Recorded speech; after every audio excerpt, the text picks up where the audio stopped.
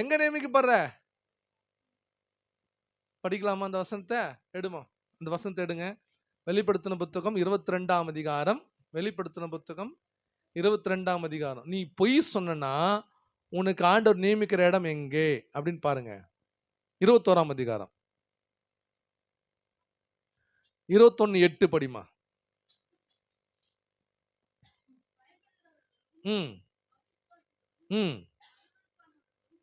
பயப்படுகிறவர்களும் அவ்விசுவாசிகளும் அருவருப்பானவர்களும் கொலைபாதகரும் விபச்சாரக்காரரும் சூனியக்காரரும் விக்கிரக ஆராதனைக்காரரும் பொய்யர் அனைவரும் பொய் வாயை திறந்தாவே பொய் இல்ல. இதுல பொய்லயே சின்ன பொய் இருக்கு, பெரிய பொய் இருக்கு. அது தெரியுமா உங்களுக்கு? சொல்லட்டுமா? சின்ன பையனா பெரிய பையனா? நான் இப்போ நான் எங்கேருந்து வரேன்? கழிஞ்சூர்லேருந்து வரேன். இப்போ அம்மா எனக்கு ஃபோன் பண்ணுறாங்க. என்னது? அம்மா எனக்கு ஃபோன் பண்ணுறாங்க. பிரதர், தம்பி எங்கே டைம் ஆயிடுச்சு, எங்கே இருக்கிறீங்க? அம்மா அதோ வந்துட்டோமா, அதோ கொனை வந்துட்டோமா. எங்கே சொல்கிறேன்? கொனை வந்துட்டோமா. ஆனால் நான் எங்கேருந்து கிளம்புறேன்? அப்போ தான் கழிஞ்சூர்லேருந்தே கிளம்பியிருப்பேன். என்னது? எங்கேருந்து கிளம்பியிருப்பேன்? அதுனா பொய்ய? சின்ன பொய்ய? பொய்னா பொய் தான்.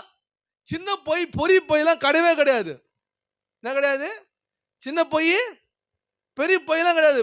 பொய்னா பொய் தான். அல்லேலூயா. இதுல ஒரு ஸ்பெஷல். நான் லைட்டா தான் சின்னதா ஒரு பொய் சொல்லிட்டேன். நீ பொய் தான்.